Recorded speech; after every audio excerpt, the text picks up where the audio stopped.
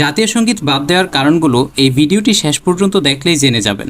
মূর্খের দেশে আবার কিসের বিশ্ববিদ্যালয়? তারা তো ঠিকমতো কথাই বলতে জানে না।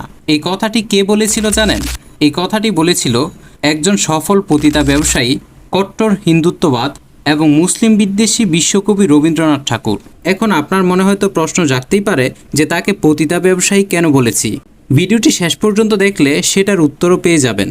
বিপরীতে যার দানকৃত 600 একর জমির উপর আজকের ঢাকা বিশ্ববিদ্যালয়, ঢাকা মেডিকেল কলেজ এবং বুয়েটের মতো দেশের নামকরা শিক্ষা প্রতিষ্ঠানগুলো দাঁড়িয়ে আছে, সেই শ্রদ্ধেয় স্যার সলিমুল্লাহ সাহেবের মৃত্যুবার্ষিকীতে এইসব প্রতিষ্ঠানে কোনো আলোচনা বা অনুষ্ঠানের আয়োজন করা হয়নি।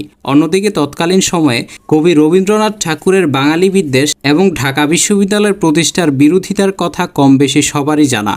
রবীন্দ্রনাথ ঠাকুর ঢাকা বিশ্ববিদ্যালয়ের প্রতিষ্ঠায় শুধু কঠোরভাবে বিরোধিতা করেই ক্ষান্ত হননি, বরং তিনি ব্রিটিশদের সাথে রীতিমতো